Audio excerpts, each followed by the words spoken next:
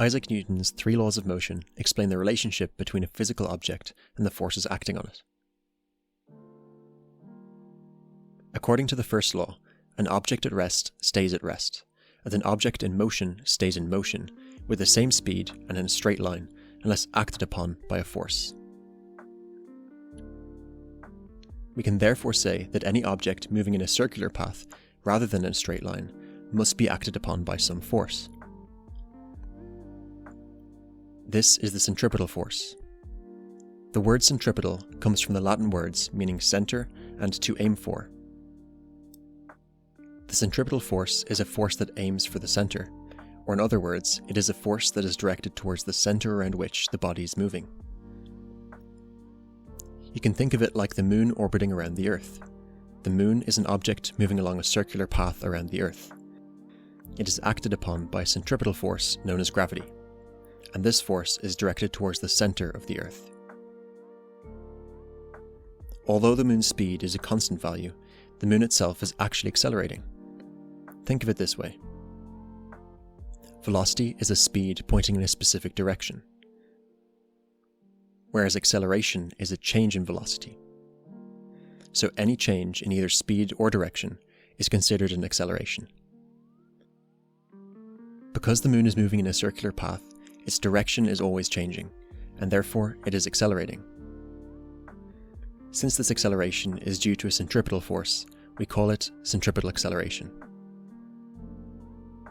The formula to calculate the centripetal acceleration is the velocity squared over the radius. The velocity is that of the moving object, and the radius is that of the circular path. Since a velocity divided by a radius is an angular velocity, we can rewrite the centripetal acceleration formula as the angular velocity squared multiplied by the radius. Let's look at this formula in the context of Newton's second law of motion. Force is equal to mass multiplied by acceleration. If we apply this to motion in a circle, we have the centripetal force is equal to the mass of the object multiplied by the centripetal acceleration. Substituting in the formula for centripetal acceleration, we get the centripetal force is equal to the mass multiplied by the angular velocity squared multiplied by the radius. We can repeat this using the second formula from before and get the centripetal force is equal to the mass multiplied by the velocity squared divided by the radius. Let's put these into practice. Say we are looking down at a ball at the end of a string which is being spun horizontally in a circular motion. If the ball has a mass of 500 grams, the string is 1.5 meters long, and the ball is travelling at 6 meters per second, how would you calculate the tension in the string? Keep in mind, the string's tension is a force, which is pulling the ball towards the centre of the circular path. This means that the tension in the string is just the centripetal force. So, to calculate the tension in this case, we use one of the formulas for the centripetal force.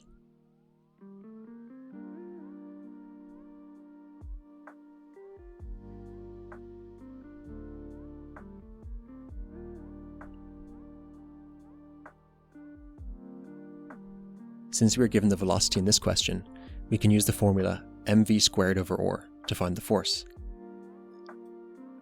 Substituting in the values, we get 0.5 kilograms multiplied by 6 meters per second squared divided by 1.5 meters. This gives us a tension of 12 kilogram meters per second squared in the string. By definition, this is just 12 newtons. Now, say that instead of a velocity in meters per second, we are given an angular velocity of 5 radians per second. What would the tension in the string be in this case?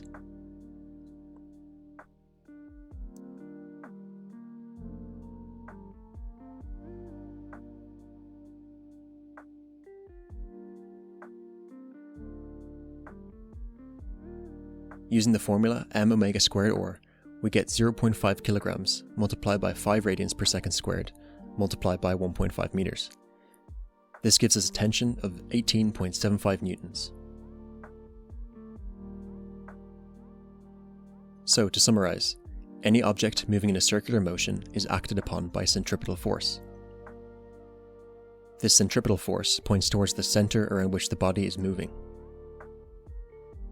Any object moving in a circular motion is accelerating due to a change in direction rather than a change in speed.